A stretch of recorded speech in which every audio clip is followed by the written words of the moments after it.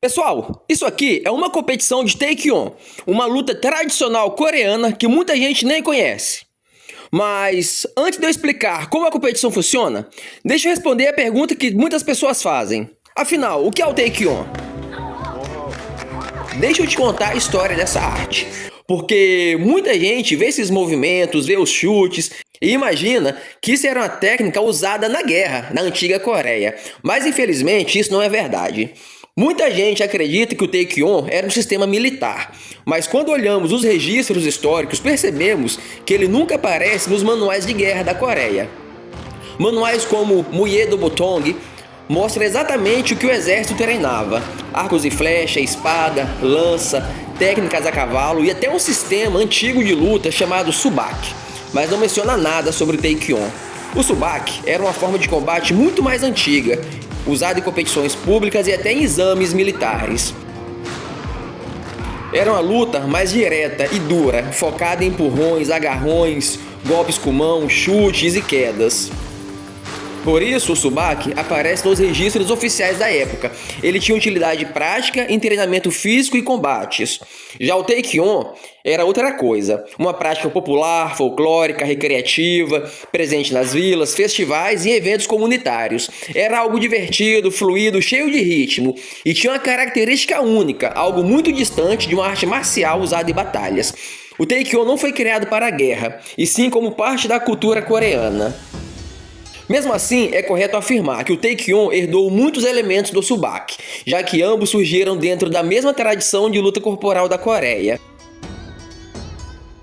O Subak era algo mais agressivo, pois era uma arte militar. Já o Taekwondo transformou toda essa energia agressiva em algo mais artístico, mais comunitário, algo assim mais paz e amor. Mesmo que o Taekwondo não seja uma arte marcial usada pelo exército, usada nas guerras, mesmo assim pode-se considerar que ela é uma arte 100% coreana. E isso não é apenas tradição oral, pois existem registros históricos muito antigos que comprovam a prática dessa arte marcial. Ele aparece em documentos da dinastia Joseon, que descreve o Taekwondo como uma arte bem popular, principalmente pelas classes mais baixas da sociedade.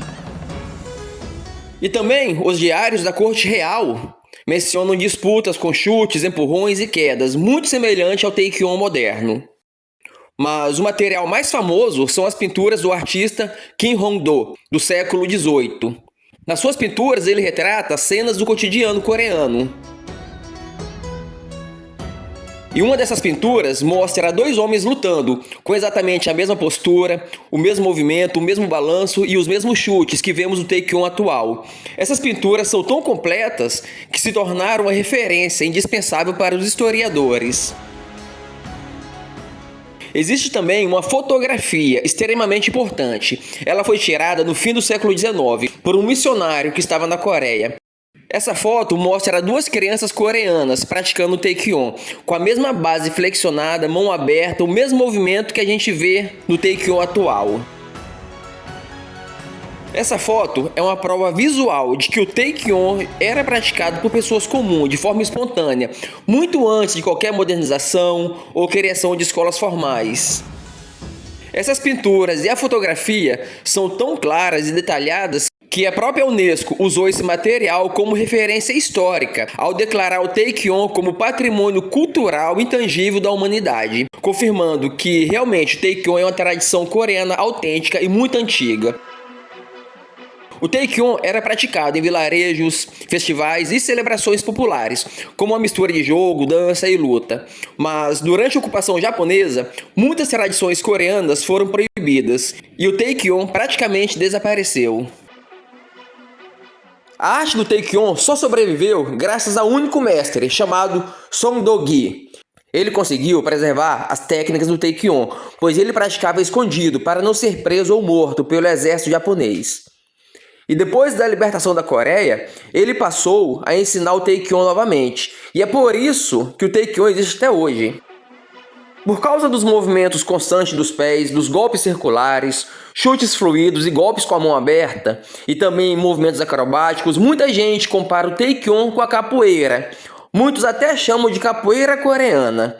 E não é difícil entender o porquê. Ainda mais que muitas vezes as competições de Taekwondo são acompanhadas por músicas e sons de instrumentos tradicionais coreanos, assim como as músicas e os instrumentos musicais das rodas de capoeira. Porém, eles são muito desafinados.